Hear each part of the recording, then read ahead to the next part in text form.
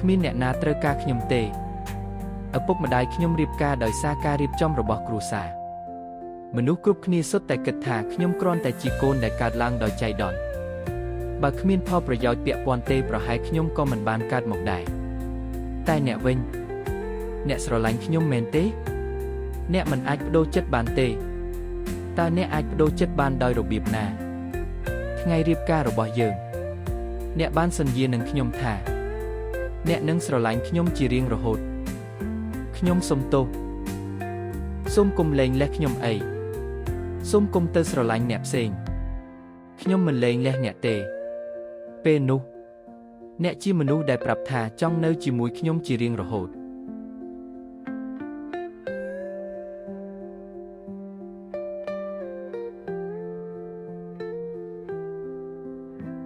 ជាងហ៊ួយស៊ីយប់មិញអ្នកស្រវឹងខ្លាំងណាស់តើអ្នកនៅតែស្រឡាញ់ខ្ញុំទេខ្ញុំមិនមែនគ្រាន់តែនិយាយថាខ្ញុំមិនលែងលះអ្នកទេនោះទេបើអ្នកនៅតែស្រឡាញ់ខ្ញុំនឹងចាប់ផ្ដើមតាមស្រឡាញ់អ្នកម្ដងទៀតបានទេនេះមានន័យអ្វីផ្ទះមួយដៃហើយឲ្យស្គរមួយគ្រាប់ឬក៏នាងគិតថាការលេងជាមួយអារម្មណ៍ខ្ញុំជារឿងសប្បាយមិនមានការទេខ្ញុំចង់ផ្ដល់តែភាពផ្អែមល្ហែមឲ្យអ្នកប៉ុណ្ណោះខ្ញុំនឹងតាមស្រឡាញ់អ្នកម្ដងទៀតនេះជាស្ថានភាពបែបអ្វីទៅទើបតែតាមស្រឡាញ់គាត់បានជោគជ័យឥឡូវត្រូវចាប់ផ្ដើមតាមស្រឡាញ់ប្តីខ្លួនឯងម្ដងទៀតមកចុះស៊ូប៉ានឹងជួយបដូរខោអាវឲ្យ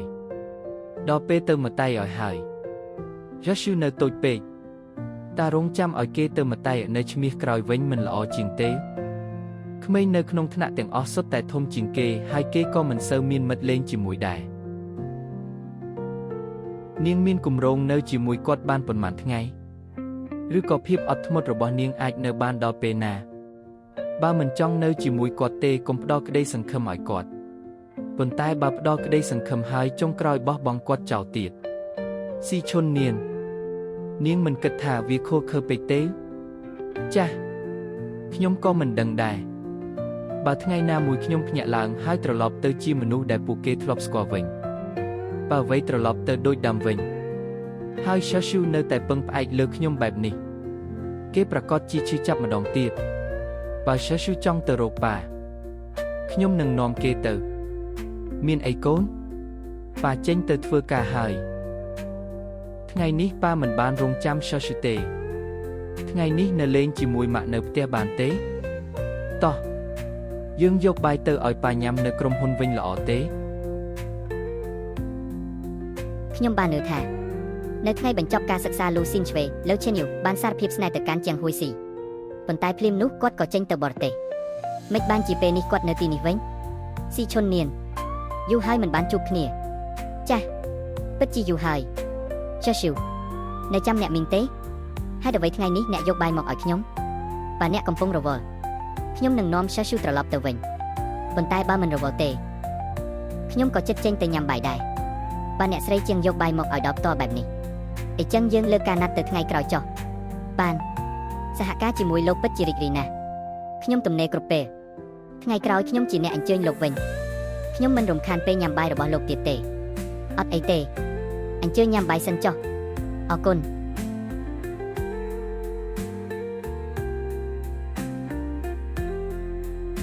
ខ្ញុំបានស្គាល់លូស៊ីនឆ្វេពេលនាំនាងទៅបេសកកម្មនៅបរទេសឥឡូវនាងជាប្រធានតំបន់អាស៊ីប៉ាស៊ីហ្វិករបស់ក្រុមហ៊ុនខាពួកយើងគ្រាន់តែជាដៃគូសហការអាជីវកម្មប៉ុណ្ណោះខ្ញុំគិតថាអ្នកប្រហែលជាមិនខ្វល់រឿងទាំងនេះទេអ្នកប្រាប់ខ្ញុំក៏ជឿអ្នកហើយពិបាកណាស់ទើបបានពិន្ទុពេញបែបនេះខ្ញុំធ្លាប់និយាយហើយមិនមែនទេ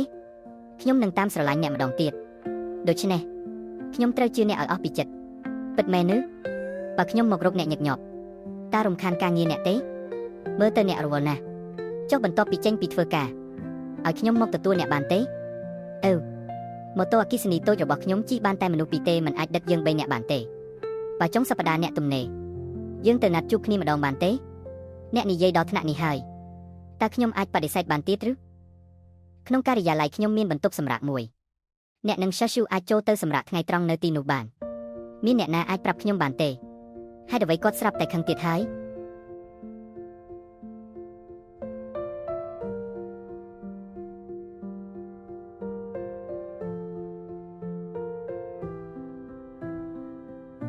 ងថ្ងៃត្រង់កូនតូចអើយបើមិនចង់គេងក៏មិនបាច់គេងដែរចុះឲ្យម៉ាក់នាំកូនទៅដើរលេងបានទេអត់បានទេក្មេងតូចត្រូវតែគេងថ្ងៃត្រង់តែគាត់គេងមិនលក់សោះ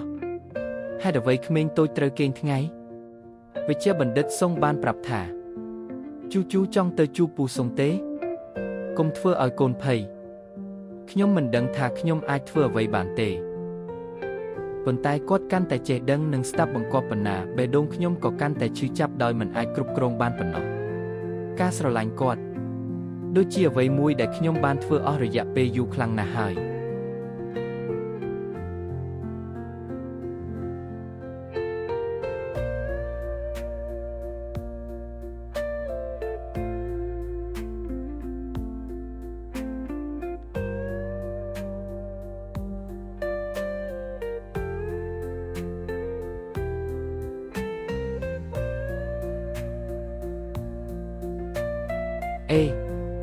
ថ្ងៃស្អែកកូនតូចរបស់អ្នកមកទៀតទេ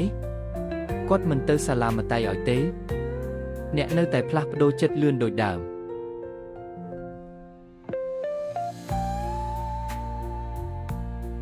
ខ្ញុំធ្លាប់ឃើញស្នាដៃថតរូបរបស់អ្នកពីមុនជំនាញរបស់អ្នកក្នុងការប្រើពន្លឺនិងការរៀបចំស៊ុំរូបភាពពិតជាល្អមិនអាចបដិសេធបានអាលីជាអ្នកណែនាំអ្នកមកមែនទេអ្នកបានឃើញរូបថតរបស់ខ្ញុំហើយមែនទេបាទយើងធ្លាប់ឃើញស្នាដៃរបស់អ្នកនៅលើអ៊ីនធឺណិតប៉ុន្តែអ្នកមិនបានបង្ហោះស្នាដៃថ្មីជាយូរមកហើយចៅវាយរបស់យើងក៏សរសើរជំនាញថតរូបនិងស្ទីលប្លែករបស់អ្នកខ្លាំងណាស់ល្អណាស់ខ្ញុំក៏ចង់សាកល្បងដែរ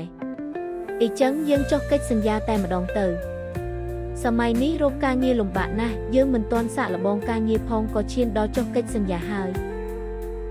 មិនគួរស្វែងយល់បន្ថែមសិនទេកិច្ចសន្យាគ្មានបញ្ហាទេហើយម៉ោងធ្វើការក៏អាចបត់បែនបានទៀតទោះជាក្រុមហ៊ុនទើបបង្កើតថ្មីក៏ដោយតែប្រាក់ឈ្នួលខ្ពស់ណាស់រីករាយដែលបានសហការជាមួយអ្នកសូមសួរបន្តិចចៅវាយរបស់អ្នកឈ្មោះអ្វីចៅវាយយើងត្រកូលឈិនឈ្មោះឈិនយ៉នខេនយួនអ្នកស្រីស៊ូកុំបារម្ភអីក្រុមហ៊ុនយើងទើបបង្កើតថ្មីហើយមិនទាន់ល្បីប៉ុន្មានទេប៉ុន្តែចៅវាយយើងជាសហគ្រិនល្បីឈ្មោះអ្នកអាចទុកចិត្តបានក្នុងកិច្ចសន្យាបញ្ជាក់ច្បាស់ហើយក្រៅពីត្រូវមកថតឲ្យទាន់ពេលវាមិនមានលក្ខខណ្ឌតឹងរឹងអ្វីទៀតទេអូយល់ហើយ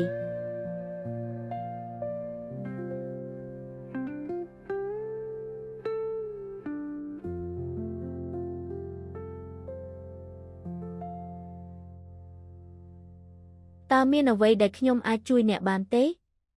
ថ្ងៃនេះពេលខ្ញុំដល់ទិញអីវ៉ាន់ខ្ញុំបានឃើញរបស់មួយនេះខ្ញុំគិតថាអ្នកស្លៀកអាវពណ៌ស្មើទៅសង្ហាណាស់ហើយវាសមជាមួយរបស់នេះដូច្នេះខ្ញុំក៏ទិញវាមកឲ្យអ្នកហេតុអ្វីបានជាអ្នកទិញកាដូឲ្យខ្ញុំត្រូវការហេតុផលអ្វីទៅខ្ញុំគ្រាន់តែចង់ឲ្យប៉ុណ្ណោះមានអ្វីចង់និយាយទៀតទេបើអ្នកចូលចិត្តទុកប្រើទៅបើមិនចូលចិត្តបោះវាចោលក៏បាននាងគិតក្នុងចិត្តនេះជាលើកដំបូងដែលខ្ញុំទិញកាដូឲ្យបុរសម្នាក់នាងគិតក្នុងចិត្តប្រតិកម្មរបស់គាត់ត្រជាក់ស្ងាត់ណាស់ហើយថែមទាំងសួរខ្ញុំវិញទៀតពិតជាមិនចេះដឹងគុណសោះខ្ញុំមិនចង់ឃ្លាតពីកូនជូតូចរបស់ខ្ញុំសោះអេចាំសិនខ្ញុំមិនត្រឡប់ទៅផ្ទះទេខ្ញុំមានកន្លែងត្រូវទៅ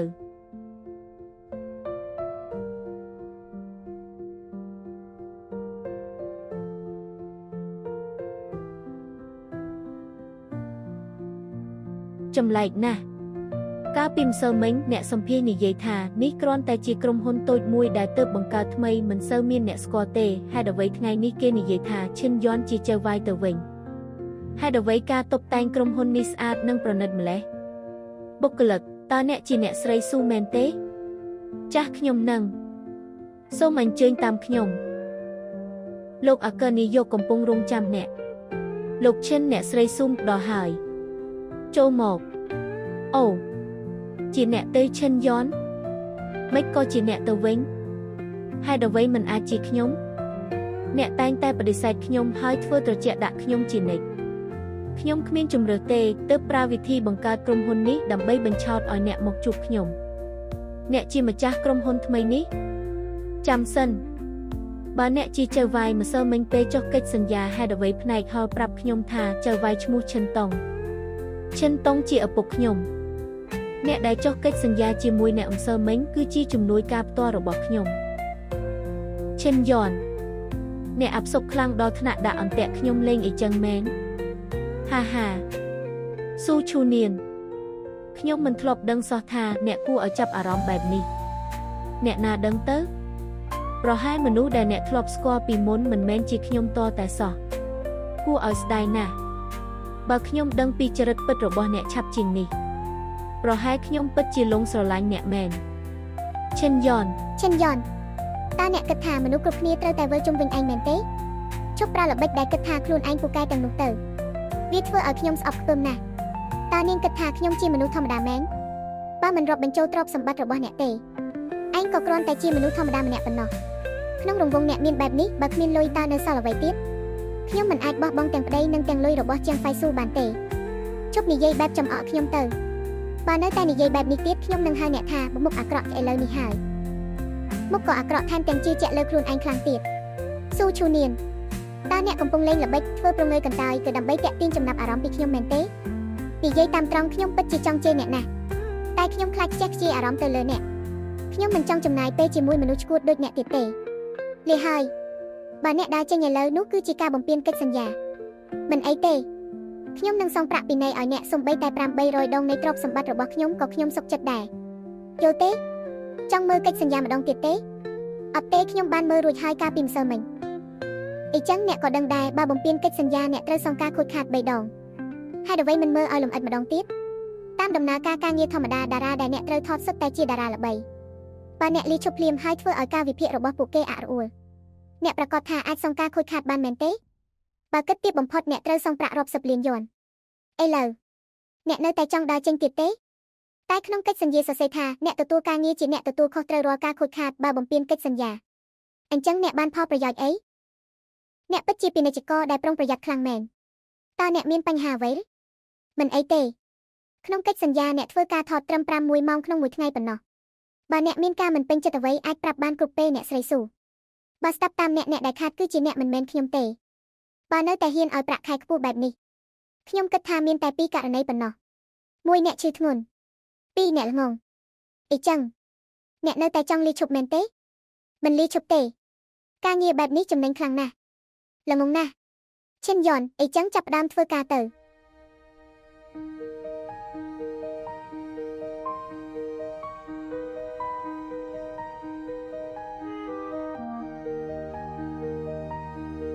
លៀនយូអេង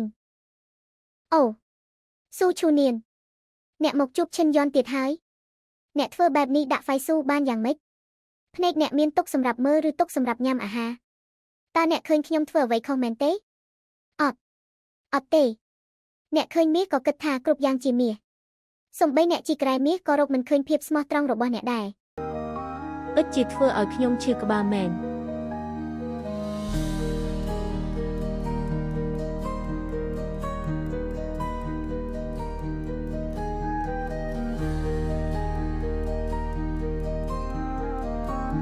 រសៀលនេះអ្នកហៅខ្ញុំប៉ុន្តែខ្ញុំកំពុងនៅលើយន្តហោះខ្ញុំចេញទៅបេសកកម្មការងារអូទៅបេសកកម្មក៏មិនប្រាប់ខ្ញុំមួយម៉ាត់ទៅភ្លាមមែនទេតើអ្នកត្រឡប់មកវិញពេលណាមិនយូរទេរសៀលនេះអ្នកហៅខ្ញុំមានការអ្វីខ្ញុំចង់យកបាយទៅឲ្យអ្នកនៅតែចង់យកបាយមកឲ្យខ្ញុំទៀតមែនហើយខ្ញុំធ្លាប់និយាយហើយថា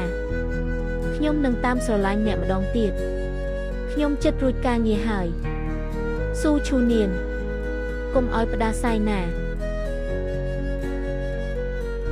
ខ្ញុំស្រឡាញ់អ្នកតាំងពីខ្ញុំអាយុ18ឆ្នាំមនុស្សវួតខ្លួន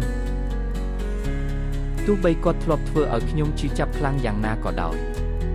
គ្រាន់តែគាត់និយាយថាខ្ញុំស្រឡាញ់អ្នកមួយម៉ាត់បេះដូងខ្ញុំក៏នៅតែលោតញាប់ដោយមិនអាចទប់បានតើខ្ញុំគួរធ្វើដូចម្ដេចសេចក្តីស្រឡាញ់ដែលទទួលបានងាយពេកជាញឹកញាប់គេមិនឲ្យតម្លៃខ្ញុំស្ទើរតែជឿគាត់ម្ដងទៀតហើយជាងហ្វៃស៊ូតើអ្នកគិតថាខ្ញុំត្រូវស្រឡាញ់អ្នករហូតមែនទេទោះអ្នកផ្លាស់ប្ដូរហើយក៏ដោយ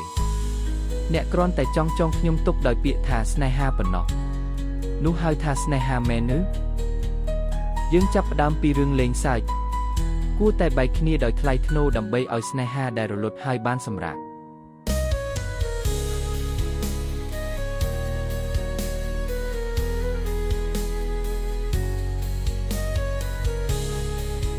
នាងបាននាំជូជូទៅពិនិត្យសុខភាពហើយឬនៅ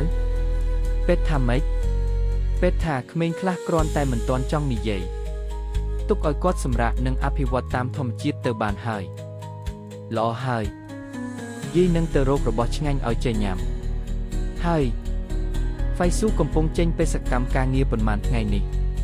គាត់ប្រាប់ទេថាពេលណាត្រឡប់មកវិញគាត់ថាប្រហែល2 3ថ្ងៃទៀតគាត់ទៅយូរហើយកូនបានទូរស័ព្ទទៅគាត់ទេគាត់ទូរស័ព្ទមកតែម្ដងប៉ុណ្ណោះពេលទំនេរកូនគួរហៅគាត់ញឹកញាប់បន្តិចប្តីប្រពន្ធមិនគួររស់នៅឆ្ងាយចិត្តបែបនេះទេ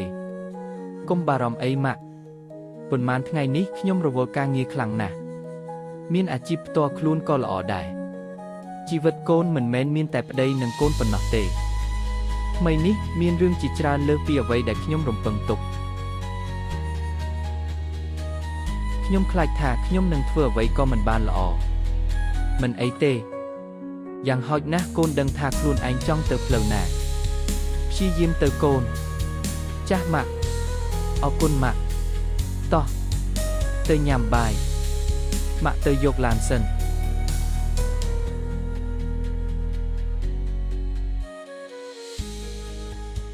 សួស្តី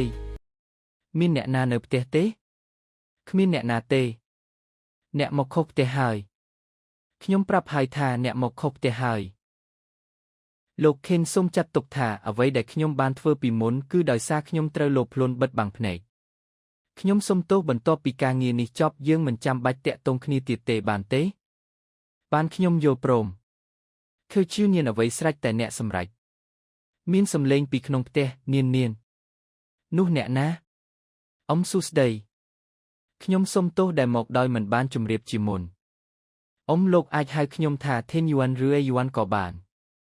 ខ្ញុំសុំទោសអ៊ំដែលមករំខានភ្លាមបែបនេះអូអ្នកជាម្ដាយរបស់នាងឬជាបងស្រីរបស់នាងខ្ញុំច្រឡំបន្តិចម៉ាក់សូមឲ្យខ្ញុំពន្យល់ពេលក្រោយឥឡូវយើងញ៉ាំបាយសិនលោកខេនសុំទោសថ្ងៃនេះមិនសូវសមរម្យសម្រាប់ទទួលភ្ញៀវទេខ្ញុំមកនិយាយជាមួយនាងអំពីការថតរូបថ្ងៃស្អែកខ្ញុំបានឬគេសរសើរថាម្ហូបដែលអ្នកមីងធ្វើឆ្ងាញ់ណាស់ខ្ញុំមិនប្រកាន់ទេខ្ញុំអាចញ៉ាំបាយជាមួយអ្នកទាំងអស់គ្នាបានទេលោកខេនខ្ញុំមិនអាចនិយាយតាមទូរស័ព្ទបានទេតែអ្នកបានប្លុកខ្ញុំទៅហើយនាងញ៉ាំបាយសិនទៅលោកខេនបើមិនប្រកាន់ទេសូមញ៉ាំបាយជាមួយពួកយើងចុះប្រកាន់អីថ្ងៃនេះខ្ញុំមានសំណាងហើយឪពុកខ្ញុំទៅផ្ញើយិនសិននិងស្នែងក្តានដែលគាត់ស្រឡាញ់មកខ្ញុំក៏យកមកជូនអ៊ំនិងអ្នកមីងបន្តិចអ៊ំអ្នកមីងសូមកុំប្រកាន់អីក្មេងប្រុសនេះពិតជាស្រួលខ្លួនមែនកូននៅចាំខ្ញុំទេយើងទៅជួបគ្នាថ្ងៃនេះឯងអ៊ំលោកធ្លាប់ឃើញស្នាដៃថតរូបរបស់ឈឺឈីញ៉ានទេលោកខេនពិតជាគិតយូរណាស់ដែលលោកមកដល់ផ្ទះតូចរបស់ពួកយើងតើលោកមានការអ្វីទៀតទេគ្មានរឿងសំខាន់ទេខ្ញុំគ្រាន់តែចង់ប្រាប់ថាការវិភាគថ្ងៃស្អែកបានផ្លាស់ប្ដូរហើយការថតពេលព្រឹកត្រូវបានលើកទៅពេលរសៀលពេលព្រឹកគ្មានការងារអ្វីទេដូច្នេះខ្ញុំមកប្រាប់អ្នកជាមុនលោកជាចៅវាយដែលយកចិត្តទុកដាក់ណាស់សូម្បីតែអនុញ្ញាតឲ្យបុគ្គលិកគេងយូរផងពិតណាស់ខ្ញុំមិនចង់ឲ្យអ្នកខាតពេលទេនៅថ្ងៃស្អែកទេខ្ញុំទៅផ្ទះម៉ាក់របស់យូអេឆមុនខ្ញុំមកទទួលឈឺឈឺយប់ជ្រៅហើយតើអ្នកបានញ៉ាំបាយហើយឬនៅពួកយើងទៅតែចំអិនរួច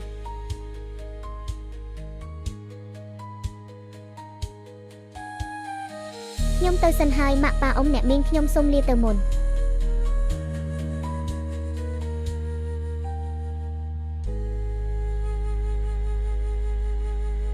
សុំទោសដែលមករំខានជាងយូអេឆោមកដោយខ្លួនឯងខ្ញុំមិនបាននាំគាត់មកទេពិតមែនបើមិនជឿសួរម៉ាក់ខ្ញុំទៅខ្ញុំមិនខ្លាចស្ដីបន្ទោសគាត់ទេយប់នេះអ្នកកំពុងពិភាក្សាពីទំនាក់ទំនងជាមួយខេនយួនបន្ទាប់ពីលេងលេះជាមួយខ្ញុំហើយមែនទេហេខ្ញុំមិនទាន់និយាយអ្វីផងតែអ្នកបែរជាសរសេរសាច់រឿងទាំងមូលនៅក្នុងក្បាលរបស់អ្នករួចទៅហើយតើអ្នកគិតថាខ្ញុំជាទេវតាឬជាអ្នកអស្ចារ្យអីមែនទេ ជាងហ៊ឿគឺសុំជឿខ្ញុំម្ដងនេះបានទេខ្ញុំមិនស្រឡាញ់គាត់ទេអ្នកបាននិយាយហើយថាមិនថាមានរឿងអ្វីក៏ដោយយើងនឹងមិនលែងលះគ្នាទេដូច្នេះបើមិនលែងលះខ្ញុំនឹងតាមស្រឡាញ់អ្នកម្ដងទៀតបានទេបើ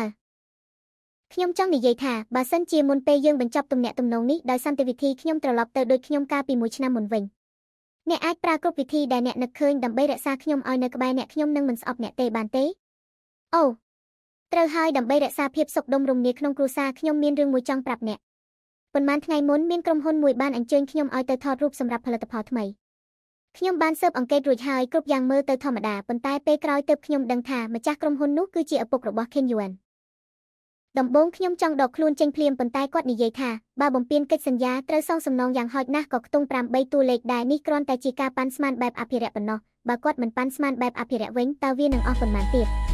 អ្នកចង់បំពេញចំនួនប៉ុន្មានក៏បានខ្ញុំជាអ្នកចេញឲ្យទាំងអស់តើយើងអាចឲ្យលុយរបស់គ្រួសារយើងធ្លាក់ទៅដៃអ្នកក្រៅបានយ៉ាងម៉េចឈឺឈីញៀនខ្ញុំក៏អាចក្លាយជាអ្នកដែលផ្ដល់ភាពជឿជាក់និងជាទីពឹងឲ្យអ្នកបានដែរបែបនេះជាងហ៊ឿខែលចង់ណាត់ជួបជាមួយខ្ញុំមែនទេឈឺឈីញៀនអីចឹងចាំលើកក្រោយចុះចាំដល់ពេលខ្ញុំតាមស្រឡាញ់អ្នកបានជោគជ័យសិនចាំយើងណាត់ជួបគ្នាហាហាខ្ញុំលេងសើចទេអ្នកអៀនពេកហើយ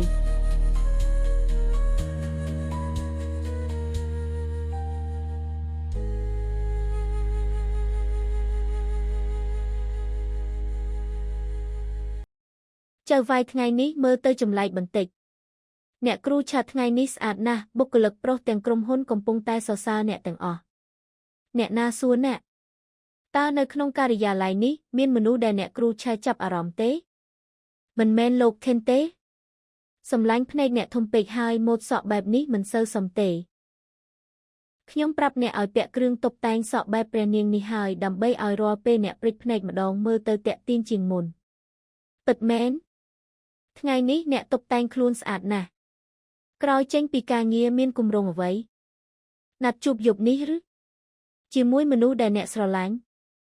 ខ្ញុំដឹងថាអ្នកមានកូនហើយដូច្នេះអ្នកណាត់ជួបជាមួយស្វាមីរបស់អ្នកមែនទេឈីឈីនៀនមែនហើយភ្ញាក់ផ្អើលមែនទេសម្លាញ់ថ្ងៃនេះអ្នកតុបតែងខ្លួនយ៉ាងប្រុងប្រយ័ត្នបែបនេះគឺចង់ឈ្នះបេះដូងប្តីវិញមែនទេប៉ុន្មានថ្ងៃទៀតអ្នកនឹងក្លាយជាអ្នកថតរូបក្នុងកម្មវិធីបង្ហាញគ្រឿងអលង្ការរបស់ក្រុមហ៊ុន Ten មកជាមួយខ្ញុំតែបែបនេះមិនសូវល្អទេមែនខ្ញុំទើបតែចូលធ្វើការថ្មីហើយគ្មានហេតុអ្វីបានជាខ្ញុំតាក់ទងអ្នកមិនបានអ្នករកអ្នកថ្មីបានលឿនម្លេះខ្ញុំនឹងផ្ដល់ឱកាសមួយឲ្យអ្នកតោះជួបគ្នាម្ដងបានទេខ្ញុំទំនេររាល់ថ្ងៃបើអីចឹងខ្ញុំនឹងអញ្ជើញយាយខ្ញុំទៅជួបអ្នកយាយខ្ញុំអាយុ80ឆ្នាំហើយស្អែកឲ្យយាយចេញទៅលេងផៅជាមួយអ្នកទៅអើយមើលម៉ោងផងប្រញាប់រៀបចំខ្លួនទៅតើស្លៀកពាក់បែបនេះមិនជ្រុលពេកទេ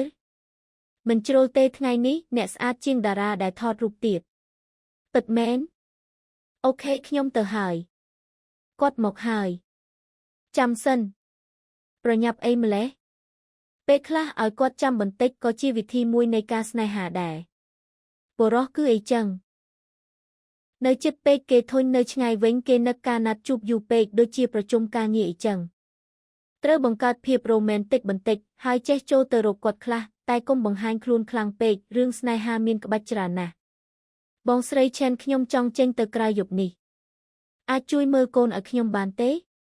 ប្តីអ្នកពិតជាមិនចេះគិតសោះមិនអាចឲ្យនាងញ៉ាំទៅរកគាត់ម្នាក់ឯងបានទេ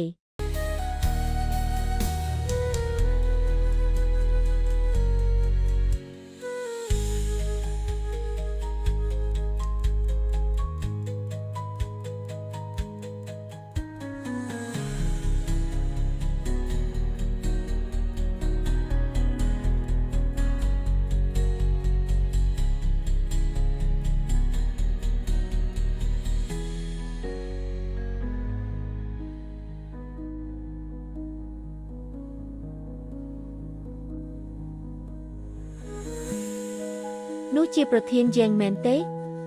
អីចឹងប្តីរបស់នាងញ៉ាំគឺលោកប្រធានយ៉េងចាំយូរហើយឬនៅទើបតែមកដល់ទេជិះគេងលក់នៅផ្ទះហើយយើងទៅណាបានកក់ភោជនីយដ្ឋានហើយឬតោះទៅញ៉ាំអាហារសិនឃ្លានទេ ញ៉ាំអីបន្តិចសិនទៅចង់ញ៉ាំទេខ្ញុំមិនញ៉ាំទេតែអ្នកសាកមើលទៅរបស់ដែលអ្នកទិញឆ្ងាញ់ណាស់ចូលមកចិត្តបន្តិចខ្ញុំជួយអ្នក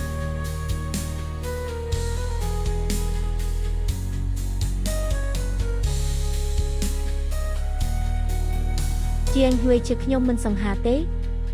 សង្ហាណាស់អ៊ីចឹងហេតុអ្វីអ្នកមិនមើលមុខខ្ញុំត្រចៀកអ្នកក្រហមហើយកាលខ្ញុំសារភាពស្នេហ៍ជាមួយអ្នកដំបូងក៏អ៊ីចឹងដែរ